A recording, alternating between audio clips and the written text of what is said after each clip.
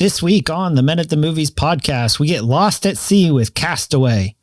Time is a resource that we can't make more of, but for some reason we have a tendency to spend our time very cheaply.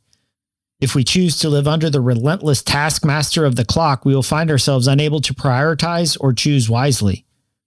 We must embrace our responsibility to decide what to do with the time that is given to us in order to move past the reef of survival and into a life of impact. Buckle up, it's going to get rough, and let's discover God's truth in this movie. The movies and stories we love are gateways to see ourselves and God in new ways.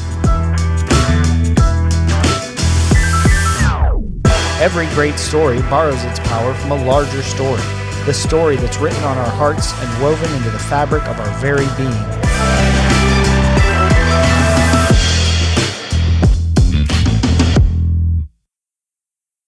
Hello and welcome to the Men at the Movies podcast. My name is Paul McDonald, and joining me live in the office is Wilson. Hey Wilson, how you doing today? That's great. It's awesome to have you here. You know, at the end of the movie, as you're floating away and Tom Hanks is yelling, Wilson, you know, it was really, we felt like we'd never see you again. So it's awesome to have you in for the podcast and to talk to you and share your insights onto this story. So we're talking about the movie Castaway, released in 2000, starring Tom Hanks and Helen Hunt, and obviously you, Wilson. And it's interesting even in the title, because I always thought that it was just a one-word title, but when I was doing the work on the movie, it's actually two words.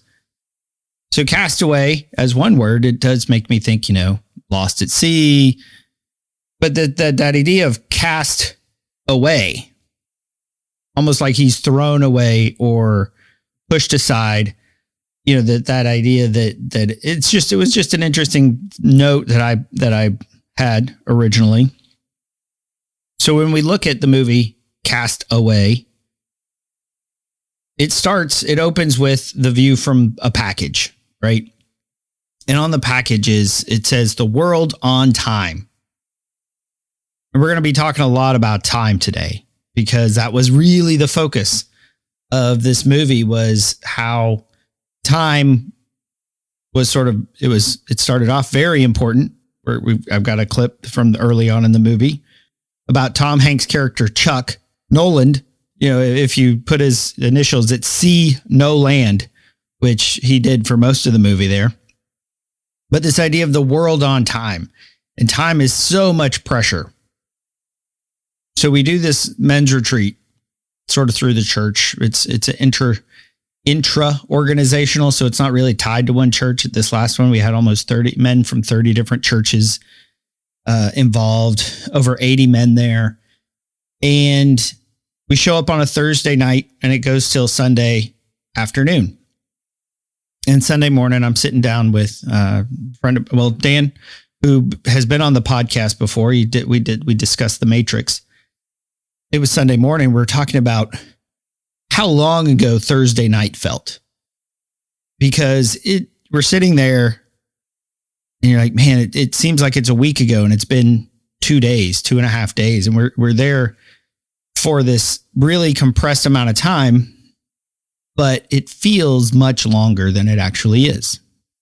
You know, on Friday night, I'm up there talking to the guys, and I'm like, remember the session this morning?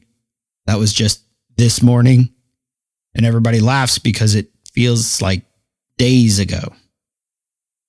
So we're talking about the concept of what is it that makes it do that? Why? We're asking the question, right? Why is it like that? And one of the things we landed on is most of our lives are spent sort of chasing things around, being distracted. But when we're up there, we do it at a YMCA camp, when we're at the outpost, the things we're doing matter as we're engaging and being present, talking to the guys in front of you, dealing with some deep heart stuff. And so it's sort of, I compared it to cotton candy and steak. Like most of our time is spent like cotton candy, where you can eat as much as you want and you're never going to get full up.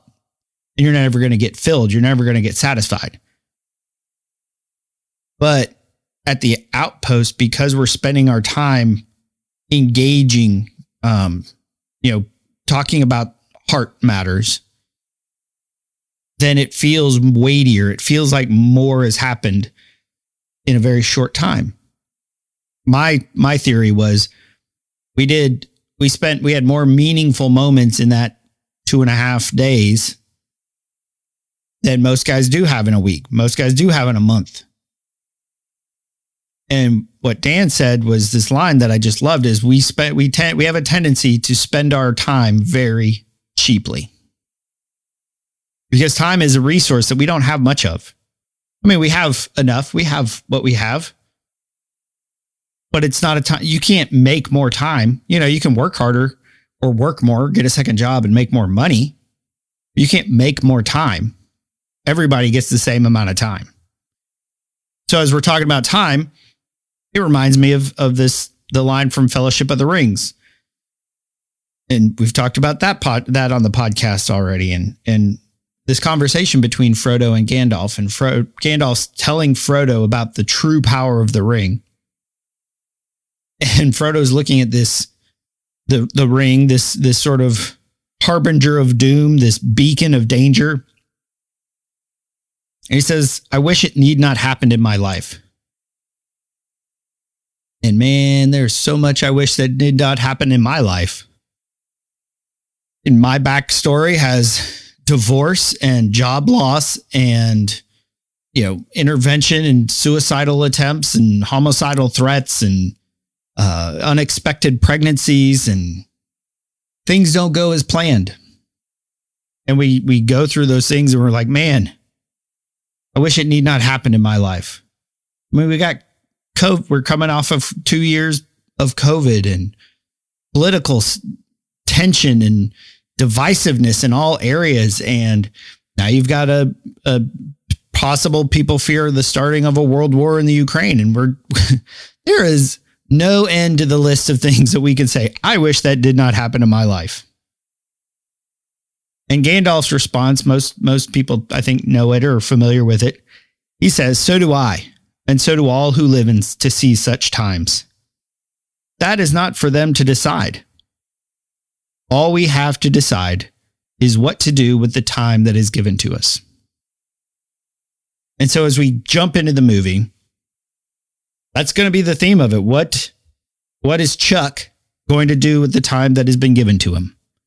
Because that's our choice too, is what are we going to do with the time that's given to us? So early in the movie, you see Tom Hanks. He's given a speech. He's in Russia, and he's given a speech because what he does, he is a fixer. They're having productivity problems. They're having time problems. They're not meeting their deadlines. And so he gets sent in to fix it. And he works for FedEx. So FedEx shows a prominent role in the movie. And so he's there in Russia and he's trying to convince them of the importance of what they do, the importance of time. Time rules over us without mercy, not caring if we're healthy or ill, hungry or drunk, Russian, American, or beings from Mars. It's like a fire. It can either destroy us or it can keep us warm. That's why every FedEx office has a clock. Because we live or we die by the clock. We never turn our back on it. And we never, ever allow ourselves the sin of losing track of time.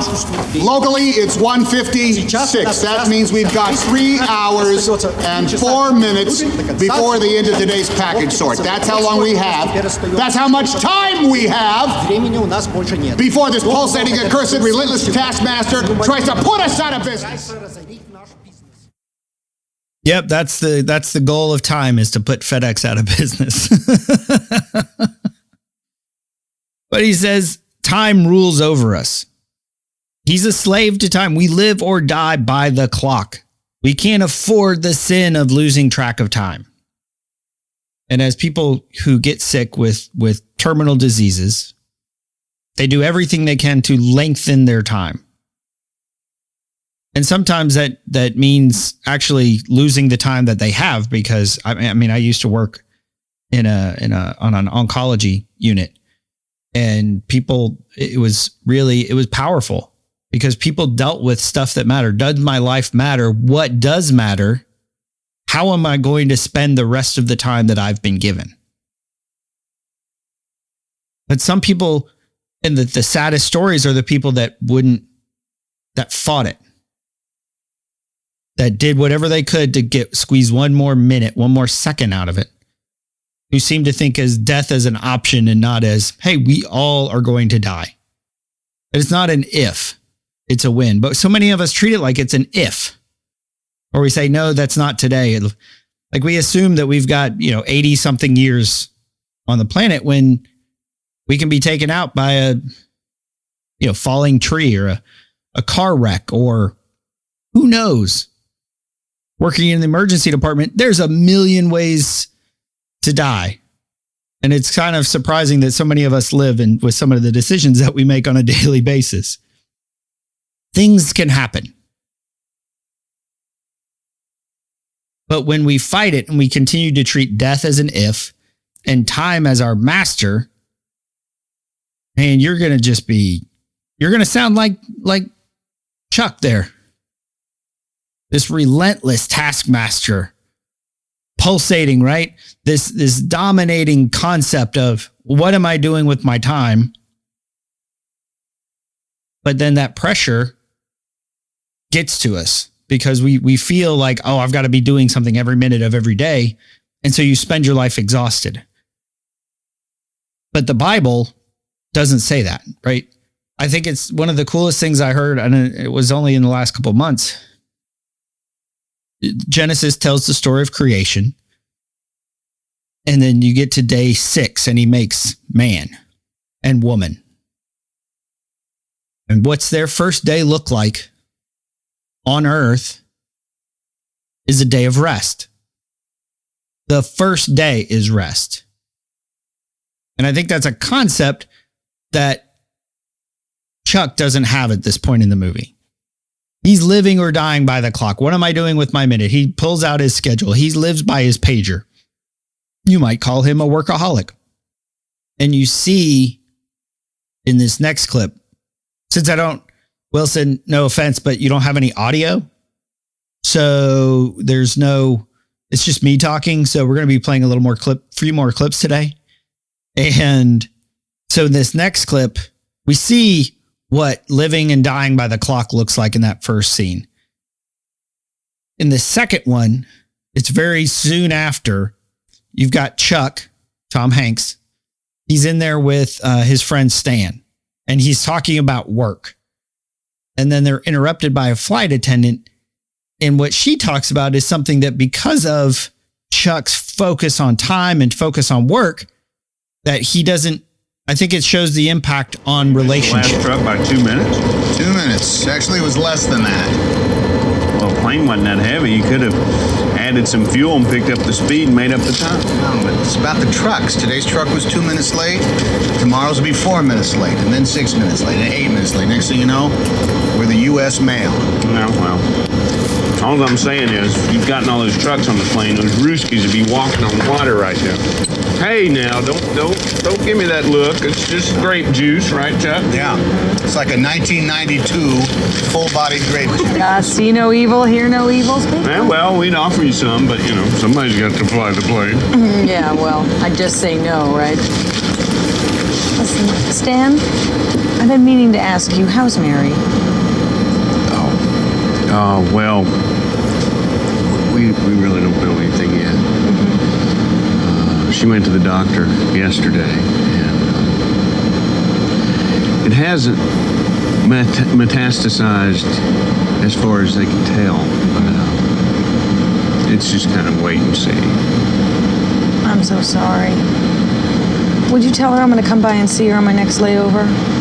I just want you to know, Stan, we are all just thinking about her and you and just blessings. Thank you, Gwen. Thank you. And Chuck's response when they land is to try to get Stan the number of some doctor who's great. He's like, you can beat it. And there's stuff that, and I'm not saying we shouldn't try. I'm not saying don't go to chemo or anything like that. But that focus on we can beat it, we can beat it, we can fight time, we can fight death. And I think you're going to lose every time. Time is a fixed resource. In Psalm 90, this is actually Moses who wrote this. And it says 70 years are given to us. Some even live to 80. But even the best years are filled with pain and trouble. Soon they disappear and we fly away. Teach us to realize the brevity of life so that we may grow in wisdom. And it's this idea that we understand what to do with the time that's been given to us. And what we see here is Chuck's missing the point. Chuck is here sitting there talking to Stan and enjoying some fine vino tinto. And he's talking about the importance of 2 minutes. And Stan's like, what's 2 minutes? Just make it up. You can fix this. And he says, no, it's a slippery slope. If I allow 2 minutes here, then it becomes 4 minutes and 6 minutes. And then we're the U.S. Postal Service, right? And so many of us live like that. Like I said, we spend our time cheaply. Because what matters more, the success, like you said, time is a taskmaster. It's trying to put us out of business. And if that's our focus, then time wins, right? As an unrelenting taskmaster, time wins. And so we pray, we say, God, give us wisdom. Help us to, and where's that wisdom come from? Realizing that life is short. Life is but a vapor, that our days are numbered. But we know that we're not going to lose one more minute than God has planned for us. We're not going to die any sooner than God has planned or later. We can't do anything to extend our life. So if we look at time as this unrelenting taskmaster, I participate. I use this tool called the Monk Manual. And when I say I use it, I have one. I use it about once a month, maybe a couple times a month. It's not part of my daily routine yet. So they use this thing called the PAR method, P-A-R. P is prepare. So that means the night before the day, you would look ahead and figure, what are the 3 most important things you want to do tomorrow? What are the 3 things you want to accomplish? And then the A is you act, you do the things, you go through life. But in the end of the day, so tomorrow, I would look back on what I did and say, did I accomplish those things that I said would make my day a success? It's sort of like a budget, but for your time. But even more so than time is your presence.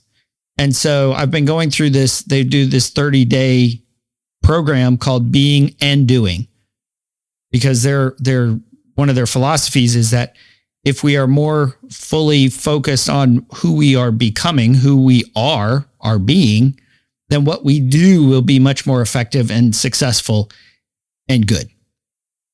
So this day I read, it was about intentionality. And this is what it says. Monks know that their time and presence is the most valuable currency they have. They are constantly in touch with a truth that the modern world often forgets. How we spend our time is how we spend our lives. All too often, the way we spend our time is disconnected from the vision we have for our life. In any given moment, we can feel overwhelmed by it all. So many choices, so many thoughts, so many feelings, all clamoring for a reaction. And so we react. Sometimes poorly, sometimes inadequately, sometimes half-heartedly. We give the important people and events of our life scraps of our attention while enabling distraction to consume us. And at the end of the day, this makes us feel lousy. We may guilt trip ourselves and blame our lack of discipline. Or maybe we just throw in the towel, exhausted to the bone. But what we might not realize is that our instinctual knee-jerk reactions have less to do with discipline and more to do with a lack of awareness. Discipline itself is a fruit of awareness, which then leads to the joyful practice of intentional living. When we live intentionally, we are choosing to be conscious of the bigger picture and how each decision we make contributes to it. This type of awareness provides us with more direction, more peace, and more understanding of our actions. And as a result, more control of our reactions. The more we are able to zoom out on our lives, the more we are able to live intentionally. After all, intentionality is intimately tied to the deepest questions of our life. As we connect to these questions with more conviction and honesty, we'll find that our actions are more authentically aligned to how we truly want to spend our most precious resource, our time. And so then they talk about ways to incorporate intentionality. One is just slow down. The other is it says build the habit of planning your daily priorities and schedule the night before so you wake up ready to begin your day. After you plan your week, look at each commitment and ask yourself, is this really essential to what's important to me? There was a short video that went along with the reading, and it's basically intentionality is about spending time to make time. It's about saying, where do I want to spend most of my time and my effort? He said, intentional people seem like they're not busy. They're not doing that much.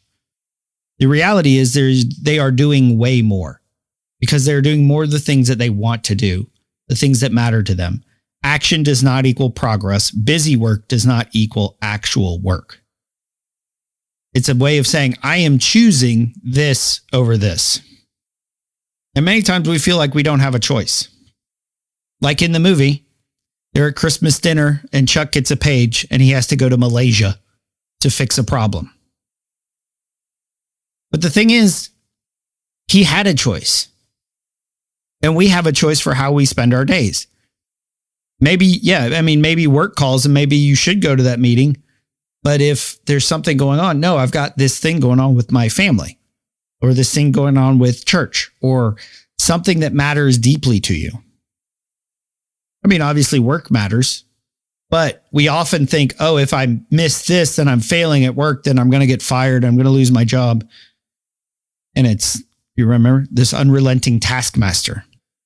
But Chuck is very far removed from any sort of thought process other than how do we Tetris our schedules? How do we manipulate our schedules so that we can find the gaps? What do we need to cancel? What do we need to reschedule? What do we need to push back? Just come back for New Year's Eve, she says. Whatever you do. And he promised, I'll be back by New Year's Eve. And the scene when they say goodbye is really, it's heart-wrenching because you know what's going to happen. You know what's coming. And as he's walking away, he gives her a box that's obviously a ring box because they've been talking about possibility of marriage. And he says, this is a more important gift than a 2-minute drive on the way to the airport. And we'll talk about it when I get back. And so he leaves. He leaves things unsettled. And would he lose his job if he didn't go to Malaysia? I don't know. He seemed to be pretty good at it. I think he can pick every now and then. But there comes a time when you have to decide what is most important to me. And going to the end where Chuck comes back and he's talking with Kelly and she's talking about the Super Bowl with the Titans and they were 1 yard short. They were so close to winning. And it just made me think of that scene where you were just 1 yard short. You were so close to winning. If you just stayed, your whole life would have been different. If you had chosen relationship over work that moment, his whole life would have been different. And we can always look back and say, if this happened instead of, and I don't want to be like the Uncle Rico from Napoleon Dynamite who's say, they put me into the state championship. I got to throw it over the mountains. You know, looking back is not the way to success either. But so he goes, Chuck goes, he gets on the plane. And it's interesting, the nonchalance that he has because he's so used to travel. He's so used to this lifestyle that he's there. He takes his shoes off. He's sleeping. He's trying to joke around and the pilots are obviously stressed out. And they say, you better buckle up. It's going to get bumpy. But he didn't go buckle up. He went to the bathroom to get cleaned up. And then he sits down, he buckled, because all hell breaks loose at this point. He still doesn't put his shoes on, which I think he wished he would have. And there's a moment he's buckled up and they tell him to get the life raft, the life jacket. But he sees this pocket watch that Kelly had given him, a pocket watch with her picture in it. And he's looking between the watch and the life vest. And he chooses the watch. He never gets the life jacket. Because as the plane is going all over the place and he's holding on to the rigging and trying to he's grabbed the watch and he's trying to make his way to the life vest. And then one of the other crew members sees him and they're like, don't stay. He says, stay where you are. And he gets up to try to help him. And then he hits his head on the bulkhead. He's bleeding everywhere. And he doesn't have a very good prioritization of what he actually needs. He's spending his time cheaply. Then he ends up on that island and now he has nothing but time. His pager is worthless. The watch doesn't work. This calendar, the schedule, none of it. Everything's gone. And he realizes that I think how meaningless it all is. But he's still in that process of letting go. Because as the boxes are washing up on shore, he's packing them up. He's sorting them. There's a scene where he's covered them with the life raft in a storm. And I'm like, these boxes just floated through the ocean. Like you, Wilson, you floated through the ocean and you made it here to hang out with us and talk about this movie. And why was he gathering them? Because he was expecting rescue. He was doing his job. Because in moments of crisis, that's what we do. We revert to what's comfortable. After the crucifixion, Peter went fishing. Because that's what he knew. That's what he was comfortable with. After a hard day of work or an argument with our wives or our kids are doing things we'd rather they not do. We pour ourselves an extra bourbon or a glass of wine or a beer. We watch a little extra Netflix. We go check out after the wives go to bed. We go look at porn. It's what you know how to do. Because we don't know how to handle crisis. Because in that moment of transition, when life is upended, we still, as he talked about with Stan's wife, you can beat it. You can fight it. You just need more time. You need to fight it. And there's this resistance to reality that he shows for several days, it appears, on the island. And when he sees the boat, the light from the boat out there, and he chases it off. He jumps in his little makeshift raft. He tries to get out of the reef. A reaction, very rash, very foolish. As Spur said in The Man from Snowy River, don't throw effort after foolishness. And he tries to get off the island. He tries to get out of the reef, but the waves are just talk about a relentless taskmaster. Those waves coming over the reef kept him there. And we have waves keeping us where we are too, because it's hard. It's hard to break lifelong patterns. It's hard to break reactions that have been built over decades of reacting. And you see Chuck, even when one of the crew members, Albert, washed on shore, he didn't even know his real name. He's like, I guess he'd gone by Al. So he thought it was Alan, it was Albert. But again, showing the results of his life focused on time showed that he spent his life not focused on relationship, not focused on the person in front of him that actually matters. And so for over 4 years, he's on this island. And early on, there comes a point where he does open the boxes, all but one of them, because he'd come to grips that he's on this island. He can't get out. After he tried to escape the reef, he realized that what he was doing wasn't working. And so he needed to change his plans. And so it took something major for him to come to grips with his actual situation. And what does it take for us to come to grips with our actual situation? With the fact that maybe our marriage isn't as good as we want it to be. Maybe we feel like we're on an island in the middle of our marriage. And this isn't, well, that's just the way it is, and we start sleeping in separate rooms. This is, I have to do the hard work to get off this island, but that's not going to happen just through brute force and effort. It's going to come with planning and thoughtfulness and pursuit and intentionality. How am I going to use the minutes that I have available to me? Or your children. With my daughter, I've worked very hard over the last few years. She was in high school. She said she wanted to go to nursing school, but her senior year, as senior high school girls in high school will do, she gets distracted by a boy, and she ends up pregnant by this boy. And she actually graduated. We didn't know it at the time, but when she graduated, she was already pregnant, and we didn't find out until June or July, because she had gone to get her wisdom teeth taken out, and they do a pregnancy test to make sure that she can take anesthesia, and it came back positive. And I didn't react in a very loving, fatherly way. Even going back months before of Troy, I was fighting the relationship. I was trying, we were basically, her boyfriend and I were playing tug of war over my daughter.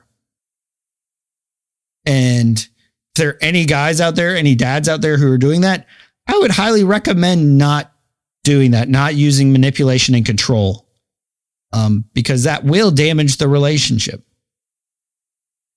And so in December of that year, Kaysen was born, my grandson. And there's a whole long story around it, but I didn't want the relationship. I wanted a better relationship with my daughter. And so I looked for opportunities, and she would always, when I would invite her to go out to lunch or to dinner or breakfast, she seemed like she would always say yes to that. So this is a safe way that I can engage with her. And over time, we can build back that relationship. So I take my youngest, Andrew, he's a sophomore in high school. I take him to school on Friday mornings. And so I told her, I was like, hey, what about after I drop Andrew off at 7:00? What if we go out for breakfast on Friday mornings? And she said yes. And that's, for a 20-year-old girl with a 2-year-old, 7:30 is early for breakfast. But she's made it. She's made the effort. She's responded to the invitation. And as the months have gone on, because we've been doing this now for several months, and it's even grown to the fact where it's like, wait, I could actually take Kaysen with me after breakfast, bring him back when I pick up Andrew from school, and I can actually give her some time back. I can give her time, and I can give Kaysen time, because, and this is where, going back to the intentionality, what impact do I want to have on the people around me? Do I want to spend that Friday working and writing a book? Or do I want to make memories with my grandson? And in a lot of ways, writing the book is easier, because you can look at what you did. Here's what I accomplished today. Like on the movie, when Chuck works very hard, he works all day and he made fire, right? Yeah! Look what I have created! I have made fire! I have made fire! And that was the day Wilson was born, right? Yeah, he doesn't like that day very much. He got thrown against the rock. His face covered in Chuck's blood. It's no good. But that's what we do some days. Look what I have created. Because it's easy to say, look what I accomplished. Look at the meetings I was in. Look at this report I did. Look at this. Look at my yard that I mowed, or the bushes that I trimmed. You look at the accomplishments, because that's an easier thing to measure than our impact in our relationships. But what was it that really got Chuck through his 4 years, other than you, Wilson, because I think you were very important? It was his relationship to Kelly. It was Kelly that kept him going. As he would say later in a scene, we're going to play it towards the end. It's like she was still with me, even though she wasn't with me. And that's the other part that we can remember as we're going through these things, is to remember that we're not going through it alone. And so Jesus in John 16 says, but I am now going away to the one who sent me. And not one of you is asking where I'm going, because even the disciples, they were focused on time. How are we doing it? What are we going to do? Why are we going back to Jerusalem? We're going to die. Instead, you grieve because of what I've told you. But in fact, it is best for you that I go away, because if I don't, the advocate won't come, the helper, the comforter, the Holy Spirit won't come. If I do go away, then I will send him to you. There is so much more I want to tell you, but you can't bear it now. When the Spirit of truth comes, he will guide you into all truth. He will not speak on his own, but will tell you what he has heard. He will tell you about the future. He will bring me glory by telling you whatever he receives from me. All that belongs to the Father is mine. And that is why I say, the Spirit will tell you whatever he receives to me. Because we're not walking through this life alone. We're not on some isolated island by ourselves. We've got the Spirit of God within us. The Spirit of God who communicates with Jesus and with the Father, who can tell us how to respond, how to deal with your daughter, deal with your wife, deal with work, who will guide you. Towards the end of Chuck's time there, as he wakes up, it says 4 years later. And, he's not chasing fish around. He's standing there throwing a spear from 30 feet away and nailing the fish. He's just eating it raw. He doesn't need to cook it. He's able to survive. Although I would imagine he's pretty tired of fish by now. He's become a better artist. The wall is covered with paintings of Wilson and with Kelly. And then when the piece of a porta-john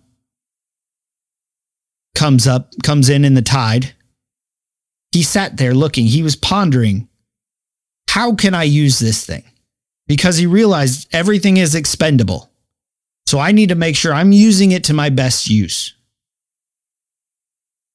And that's what he was intentional about it. When he first opened the boxes, he's just like, nope. What's a dress going to do? What do I need to do with VCR tapes or divorce papers? But over time, he's learned to ponder it, to give some thought to it. That idea about being intentional of, I'm thinking about how I want to spend it before I spend it. Instead of just, well, let me take this apart or cut this up or do this. I'll make a roof out of it. No, he looks at it for who knows how long and says, how can we use this? And as he's sitting there, the wind comes and it blows it over. It's like, we could do that. It might work. That might work. We might be able to get off the island. And so he makes a plan. How am I going to spend the time available to me? Because there's work that has to be done. And we might say, well, I got to build a raft. Well, how do you do that? You have to break it down into manageable pieces. And so you hear that of as he takes this intentional approach that he has learned over the 4 years in isolation, of now how is he applying what he's learned to what he's actually gifted in. Today. It gives us another month and a half until we're into March and April, which is our best chances for the high tides and the offshore breezes. We need 424 feet of good rope, plus another 50 feet, say, for miscellaneous. That round that off to 475 feet of good rope. Now, if we average 15 feet a day, plus we have to build it, we have to stock it, we have to launch it. That's going to be tight. There's not much time. But we live and we die by time, don't we? And let's not commit the sin of turning our back on time.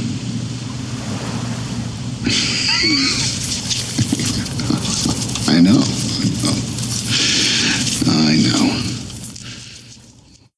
He's sitting there thinking, those are words that I used to say. That is how I used to do it. And there is a truth to it that we can't turn our back on time, because time will keep rolling whether or not we're going with it. But are we spending an hour scrolling through social media? What are you doing with it? Is it spent cheaply, as on like I talked about with the sugary, like cotton candy? Or are we spending it wisely? Are we spending it richly, like an aged scotch or a bourbon or a wine, as they were drinking earlier? He's like, we can't afford to turn it back. And it was interesting because he had even marked up the months and the dates, because he needed his calendar. He needed his schedule. So he would look at where the sun moved on the wall there to mark the days and the weeks and the months. But so then he knew he had spent 4 years studying and preparing for that moment of knowing, well, when is the best time? When do the winds help us to get us off this island? And there will be dark days in that time.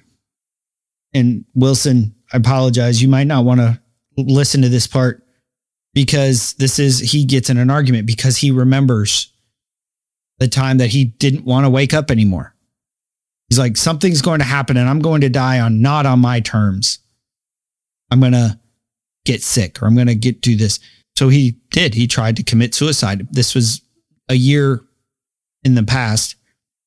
Like, he needed the rope that was still on the tree from his test run, because he had put a log on there to see if the tree would have held his weight, which it wouldn't have. So he's even, in one sense, he was left powerless. He's like, I can't even die the way I want to. But because of his meticulous nature, he was saved from a horrible death of breaking his leg, breaking his back, bleeding out on the rocks. We all reach this point, just like early when his plane crashed and he had to come to grips with where he was. There comes a moment when where we are is no longer acceptable. Do you have to keep bringing that up? Can't you just forget it? Huh? You were right. You were right. It was a good thing that we did a test, because it wasn't going to be just a quick little snap. I would have landed on the rocks and broken my leg or my back or my neck. But it was the only option I had at the time, though, okay? It was, what, a year ago? So let's just forget it.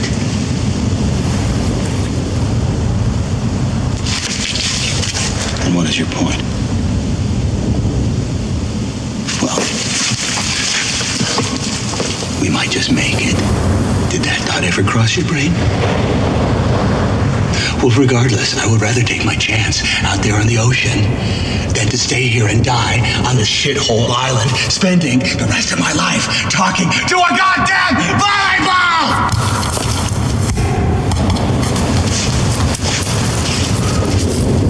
Shut you up.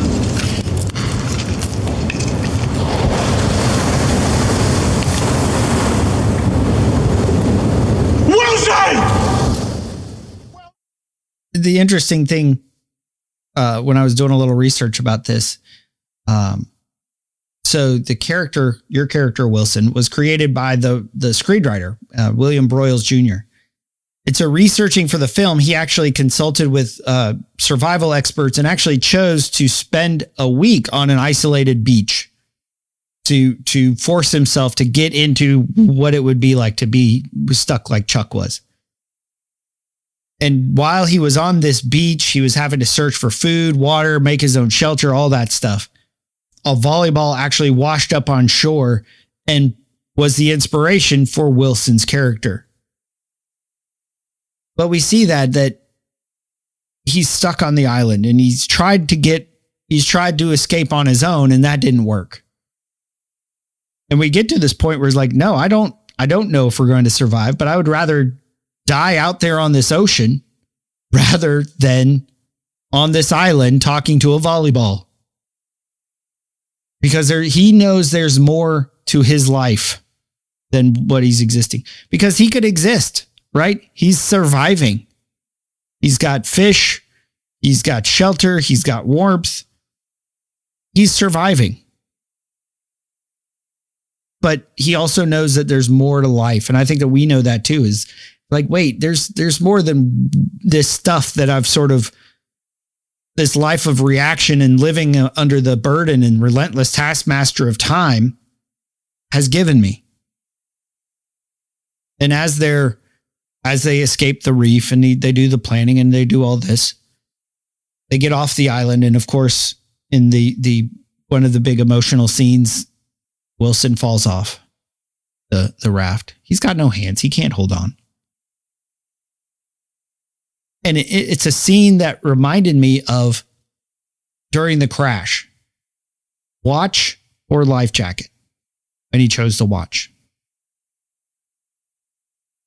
And in this scene, as Wilson's floating away, it had to be very hard for you, Wilson.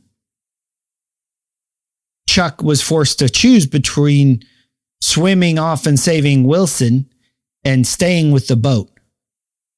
And this time he stayed with the boat because he knows now what will actually save his life. Like if he saves Wilson but is unable to get back to the boat, they're dead. And he knows this. Like he should have taken the life jacket.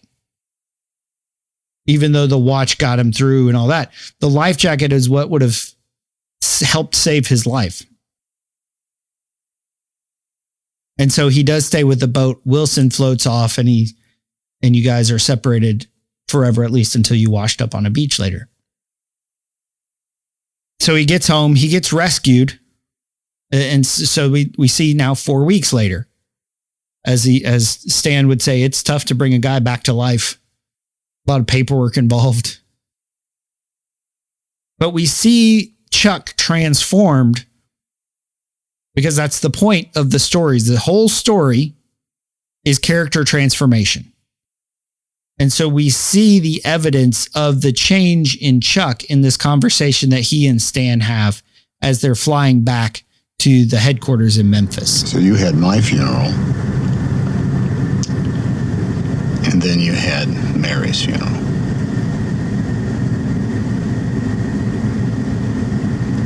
Stan, I'm so sorry I wasn't around when Mary died.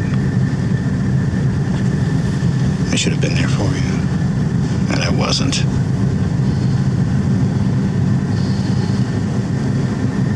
I'm so sorry. And it's funny, he's apologizing for something he had no control of. Or did he? Because you can say he was apologizing for being on the island, but I think he was apologizing for not being there for him before that. I mean, it's funny. We apologize for all kinds of weird things. Like, I'll be talking on the phone with my brother and one of his kids will come up and ask him a question and he'll talk to them. He's like, I'm sorry. It's like, why are you apologizing for being a dad? For talking to your children? For, hey, I can't do this. I'm sorry. It's like, no, there's no reason to be sorry you can't do it. We just apologize for all kinds of weird things, but that's a side note. He's apologizing for not being there for him. He's not apologizing for not getting him the phone number of the doctor, not apologizing because Mary died from cancer. He just apologizes because he wasn't there at a time when his friend needed him. He sees the person in front of him. He's realized what is most important. And it's the relationships. It's the friendships. He's not sorry for missing work. Who's sorry for missing work? That's the Office Space line, right? Hey, I see you missed work the last few days. I wouldn't say I missed it, Bob. He's like, I'm not sorry I missed work. I'm not sorry the search parties were empty. I'm sorry I wasn't here for you. And I think he was apologizing before the crash, for the time before the crash. I'm sorry that I was so focused on work, I didn't focus on you. And so then they go, the big party, and it's just one thing after another of people saying, hey, we got to catch up on fishing. They did a sushi bar. He's got a lighter. The thing that he likes most is the cup of ice. When Kelly gives him the keys to his Jeep, he looks at the pen knife, the pocket knife. And these little things that we take for granted every day were on that island almost a matter of life and death, or would have changed his life. But we can focus so much of our time on what we want, whether that's the knife or the light or the shoes. He didn't have shoes. So we can focus and we can sit around and saying, if I only had this, if I only had friends, if I only had a good church, if I only had this or better job or kids that would listen or whatever. We focus on what we want but don't have. But we need to look at our lives and say, what do we have that we can use? What do we have that is possible? When Moses went to the burning bush and he's telling God, I can't go before Pharaoh. He's the most important man in the world. I can't go up to him. I'm out in the wilderness. I've got nothing. I don't speak very well. And God says, what's in your hand? And throughout the journey with God, Moses used his staff to perform miracles as a symbol of hope and of freedom. Over and over, God uses what's in his hand to provide freedom and comfort and direction for the people. So we're landing the plane. Probably shouldn't use that analogy on this movie. Sorry. Chuck sees Kelly. They realize that it's not going to work because she has a family. She's married. She's got a daughter. And Chuck is wrestling with what this means for his future. And so he's back at Stan's house again. Stan is sort of his comforter. As we look at our lives, well, what does this movie mean for us? Well, how do we escape the pressure and the relentless taskmaster of time? And it's just to not let it win, right? It's to keep going. And that's what I think he says at the end of this. We both had done the math, and Kelly added it all up. Knew she had to let me go. I added it up. Knew that I'd lost her. Because I was never going to get off that island. I was going to die there. Totally alone. I was going to get sick or I was going to get injured or something. The only choice I had, the only thing I could control was when and how and where that was going to happen. So I made a rope and I went up to the summit to hang myself. I had to test it, of course. You know me. And the weight of the log snapped the limb of the tree. So I couldn't even kill myself the way I wanted to. I had power over nothing. That's when this feeling came over me like a warm blanket. I knew somehow that I had to stay alive. Somehow. I had to keep breathing, even though there was no reason to hope. And all my logic said that I would never see this place again.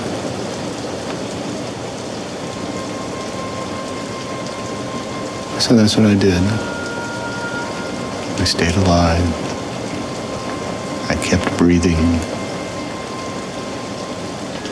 And then one day that logic was proven all wrong because the tide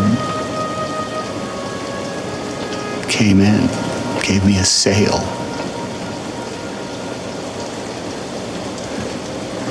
And now here I am.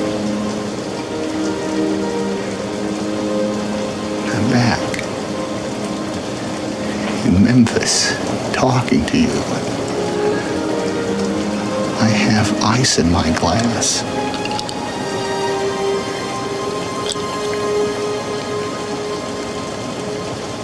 And I've lost her all over again.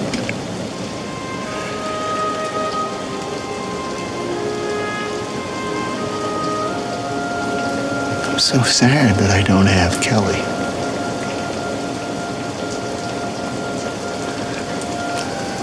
But I'm so grateful that she was with me on that island.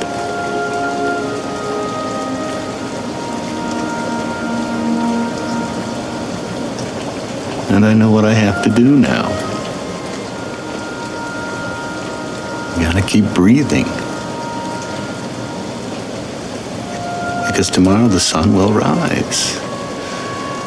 Who knows what the tide could bring? It's really easy to try to let the taskmaster of time, whether it's time in front of us or time behind us, take out our hope. Right? He said he had power over nothing. He couldn't even kill himself the way he wanted to. And actually, when we realize we have relatively limited power, we have power over nothing, that is a comfort. Because we know who has power over everything. You know, we don't have to worry about, Jesus says, you know, be like the lilies of the field and the birds of the air. And if your Father who is in heaven cares about those things, he clothes the lilies in beauty. He takes care of the sparrows. Not one of them falls from the sky without him knowing about it. If he cares about these things that he spoke into existence, how much more does he care about you, a person that he handcrafted and kissed into existence? And when we realize how limited our power is, but how great God's power is, then that should be like a comfort, like a warm blanket.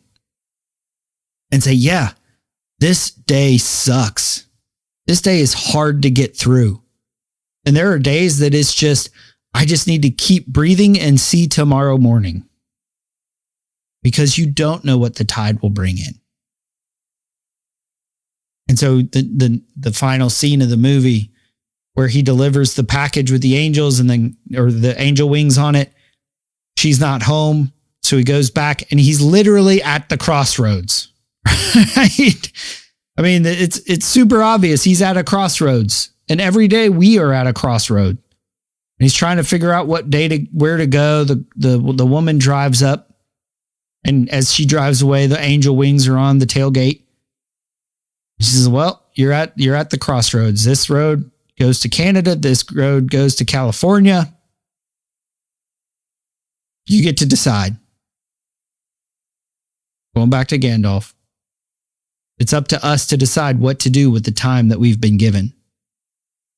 And Jeremiah puts it this way in Jeremiah 6. This is what the Lord says.